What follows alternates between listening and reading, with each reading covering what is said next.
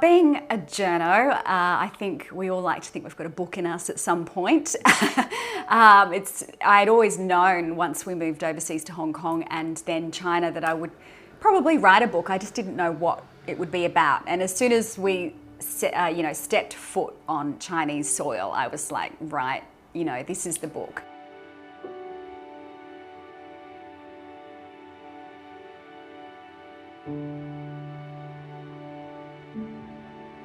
China's just so fascinating that I knew there was a story to tell. I didn't know what that story would be or how it would play out, but 2.5 years in, I had a pretty rough idea of what I wanted to say.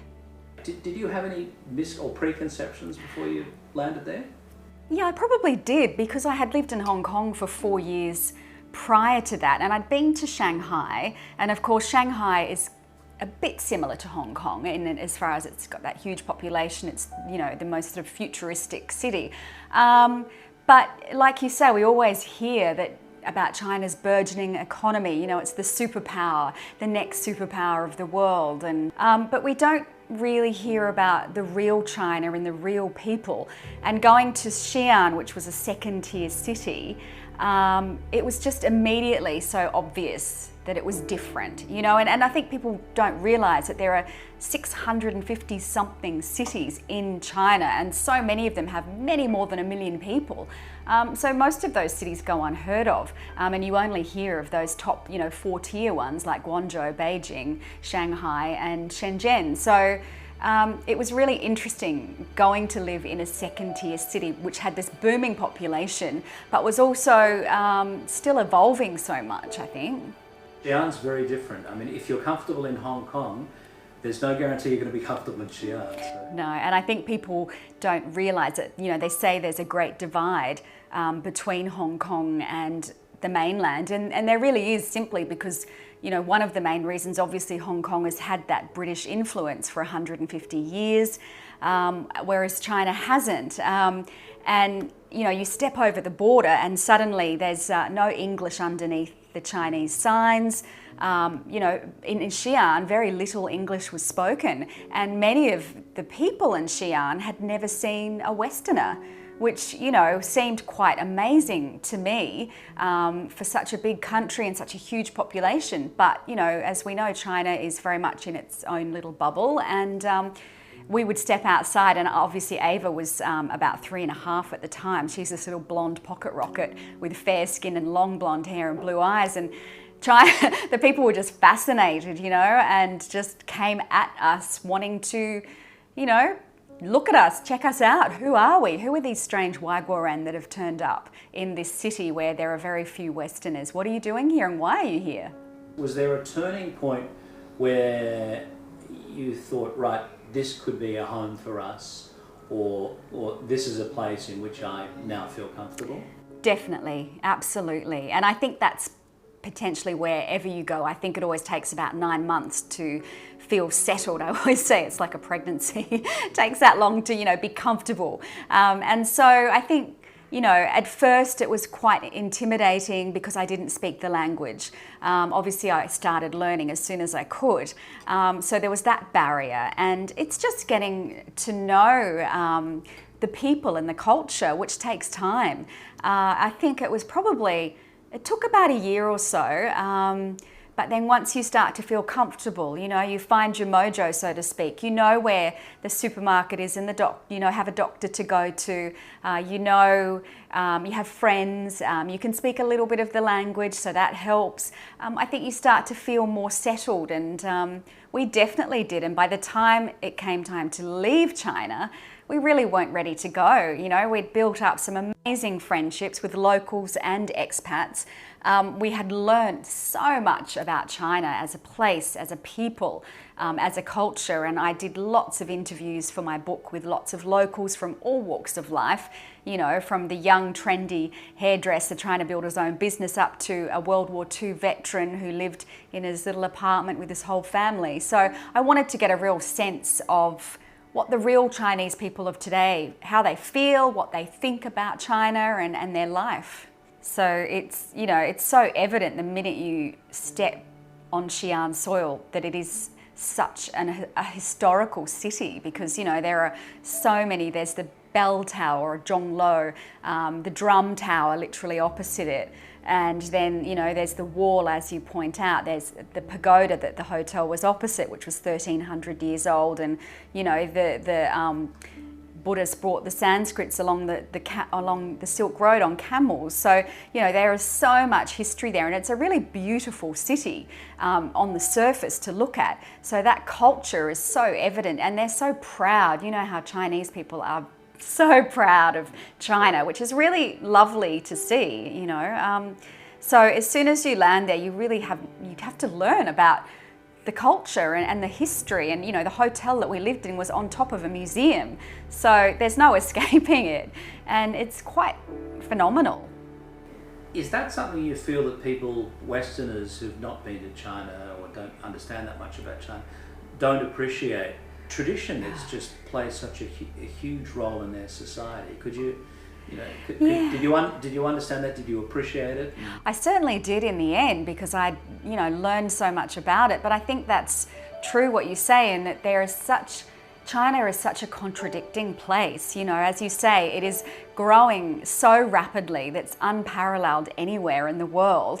Things change overnight. You know, a restaurant can be pulled down and something else is put up in its place. Technology is evolving by the second, yet at the same time there's those centuries old traditions that are still held close to them. You know, in the parks, you know, of a morning, everybody's out, you know, singing at the top of their lungs and singing songs, you know, about China, and patriotic songs. They're playing mahjong, they're playing ping pong, they're stealthily, you know, wielding swords with the delicacy of a butterfly. You know, they're just doing all these incredible things that belong to China's history. And it's just so evident. And then you know, you've got that extreme gap between the rich and the poor, because a lot of China is still in poverty, even though they're bringing it out so quickly, bringing people out of poverty. You know, you've got the Ferrari on one hand, and then you've got the three-wheeler rickety old rusty bike, you know, with the man pedaling like crazy with, you know, things hanging off him left, right and centre, balancing as he rides along.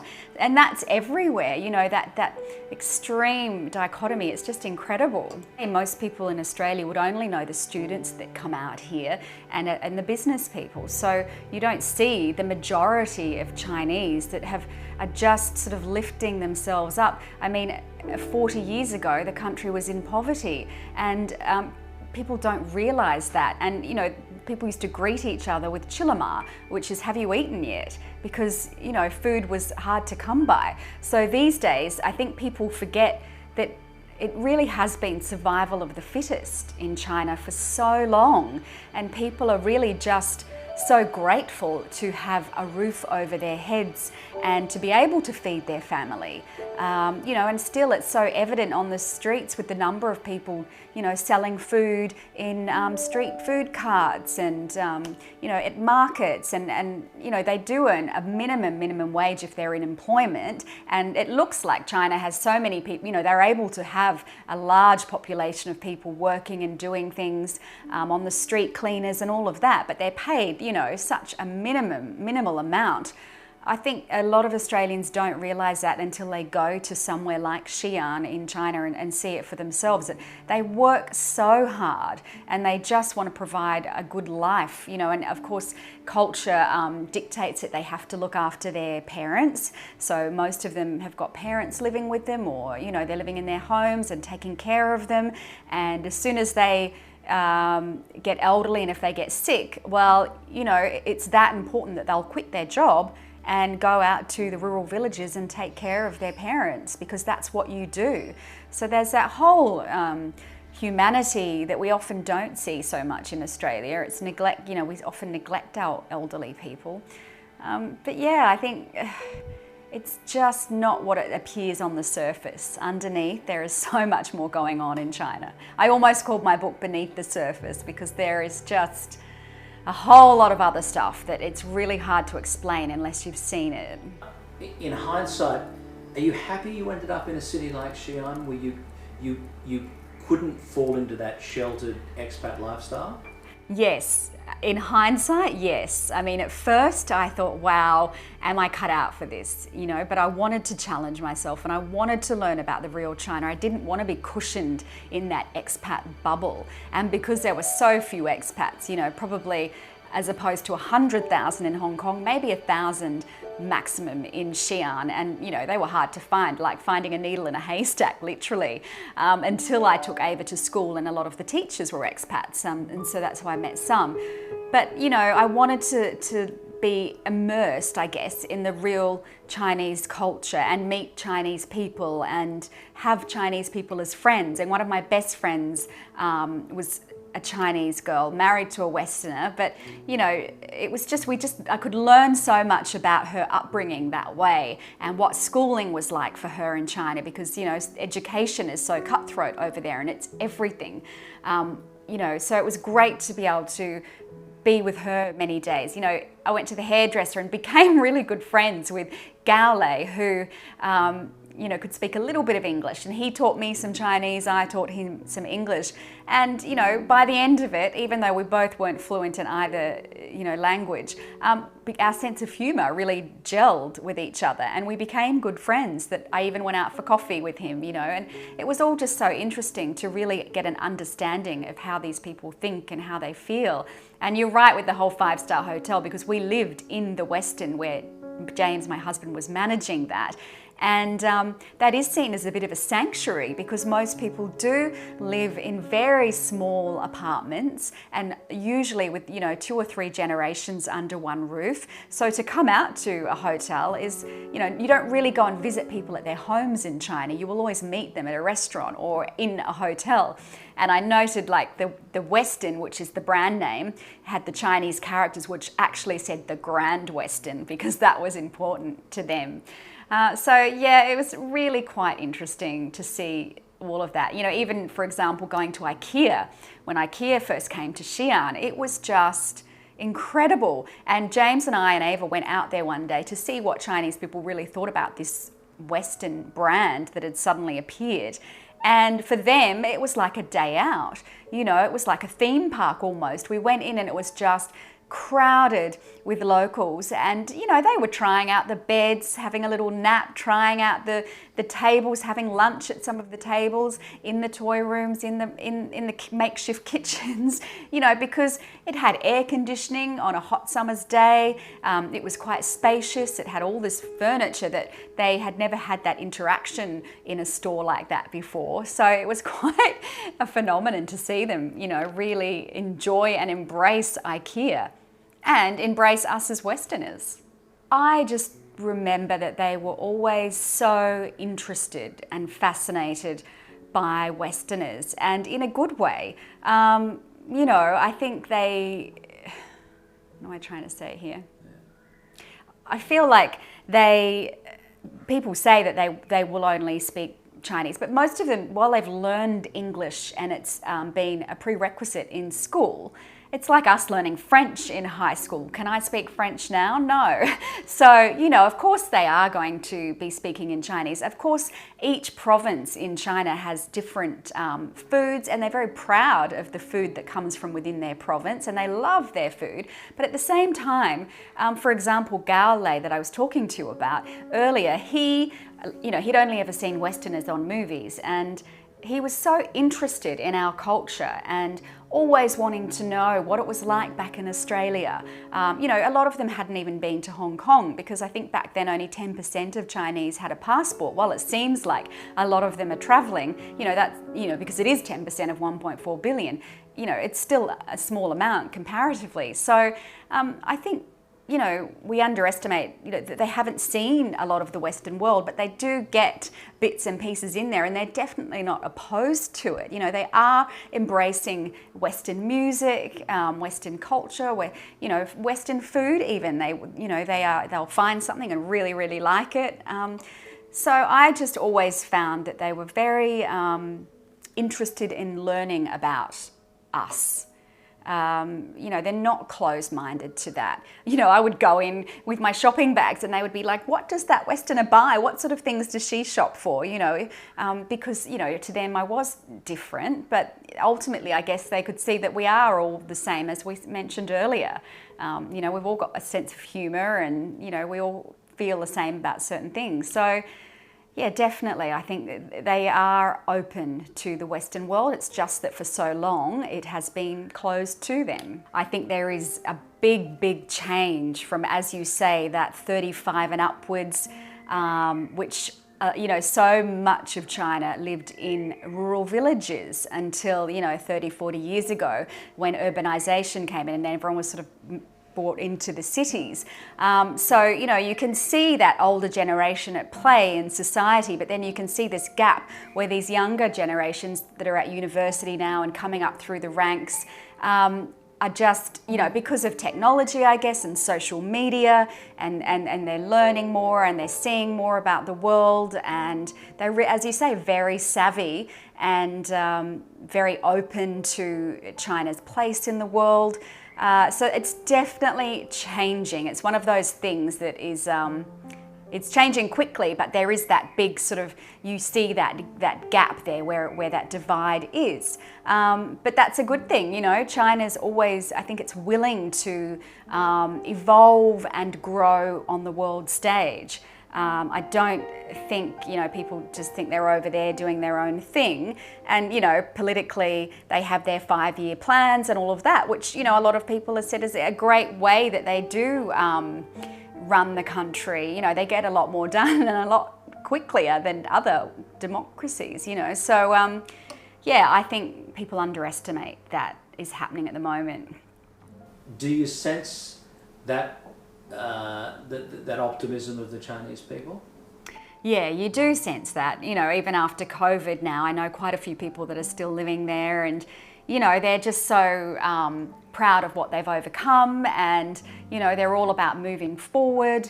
I do think that they are really optimistic. A lot of our newspaper headlines are always, at the moment, particularly very negative toward China.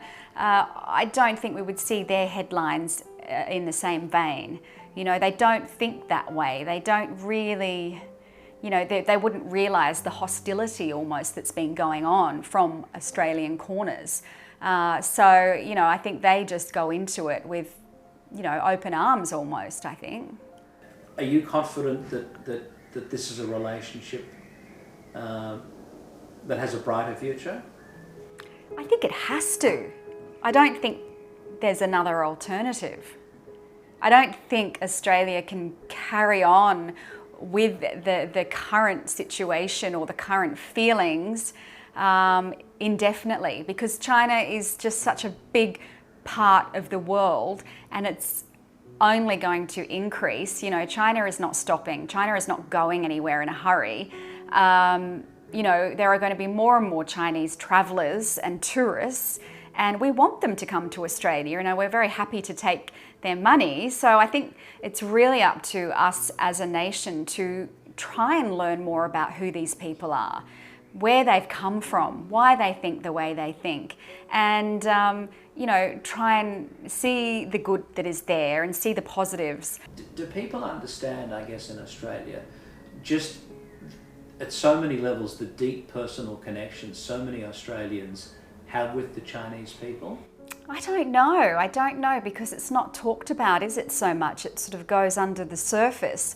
But Chinese people are so loyal, and they're so big on relationships, as you say, and Guanxi is such a big thing there that it makes society go round, and it's all about connections from the ground up. And to do business with China, you have to have a good relationship, and you have to build that over many, many years. Like you say, you can't just walk in and say, I've got this product, let's do business. Chinese won't have it. They really want to know who you are. They want to be able to trust you and build that relationship. So I think there are many, many relationships at play, and just because what's going on at the moment, I don't think that will affect those relationships that have taken place or been built, because Chinese are very loyal.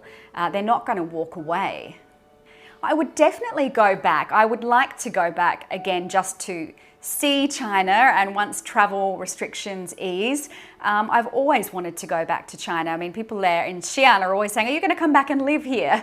Maybe not live there because, you know, depending on work situations, but China is part of my history now. It's part of my family's, my daughter who was born in Hong Kong, but she remembers Xi'an, you know, really fondly. So it's part of us, and we won't ever forget that. You know, it shaped who we are forever.